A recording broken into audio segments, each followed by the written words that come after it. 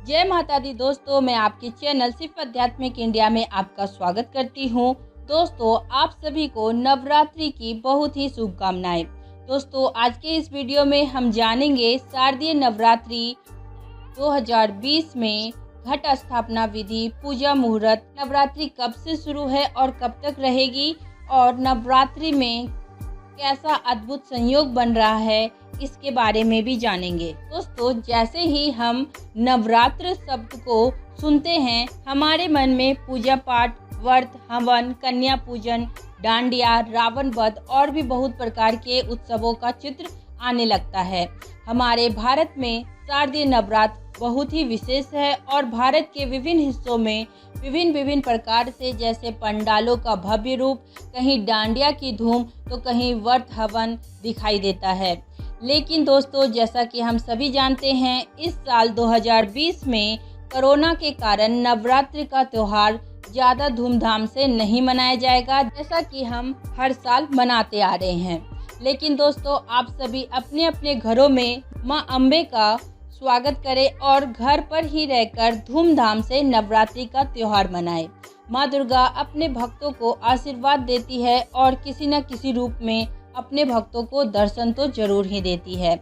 दोस्तों, इस साल नवरात्रि का प्रारंभ 17 अक्टूबर 2020 से शुरू होकर 25 अक्टूबर 2020 तक मनाया जाएगा। प्रत्येक वर्ष मां अम्बे अलग अलग वाहनों पर सवार होकर आती है। इस बार नवरात्रि का प्रारंभ दिन शनिवार से शुरू हो रहा है।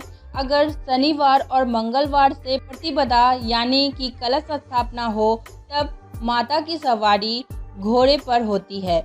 इसी प्रकार अगर नवरात्रि का प्रारंभ गुरुवार या शुक्रवार को हो तो माता रानी का वाहन डोली होती है और बुधवार के दिन नवरात्रि प्रारंभ हुआ तो माता रानी की सवारी नाव पर होती है। दोस्तों, देवी भागवत पुराण के अनुसार नवरात्रि में माँ दुर्गा का आगमन और सवारी भविष्य में होने वाली घटनाओं की ओर इशारा करती है। माता के प्रत्येक वाहन का अलग अलग महत्व है। दोस्तों, इस बार माँ की विदाई भैंसे पर होगी। दोस्तों, जैसा कि आप सभी जानते हैं कि कोई भी पूजा पाठ या साधना बगैर शक्ति के पूर्ण नहीं हो सकती है। अगर आप किसी भी देवता के पूजा करते हैं, अगर आप शक्ति का स्वरूप माँ दुर्गा की पूजा नहीं करते हैं, तो आपकी पूजा अधूरी ही मानी जाएगी। दोस्तों, नवरात्रि में 9 दिनों की साधना और पूजा पाठ की जाती है, लेकिन नवरात्रि का पहला दिन बेहद ही खास होता है और नवरात्रि का शुभ मुहूर्त में कलश स्थापना तो बहुत ही आवश्यक है। नवरात्रि में शुभ मुहूर्त का विशेष महत्व है, इसलिए आप 17 अक्टूबर 2020 को सुबह 6:25 से लेकर 10:15 तक शुभ मुहूर्त है, जिसमें आप कलश स्थापना कर सकते हैं। अगर किसी कारणवश यह मुहूर्त आपसे छूट जाता है तो आप अभिजीत मुहूर्त सुबह 11:44 से लेकर 12:29 तक है और इसमें आप कलश स्थापना कर सकते हैं। दोस्तों, अब हम जानते हैं व्रत रखने का क्या नियम है।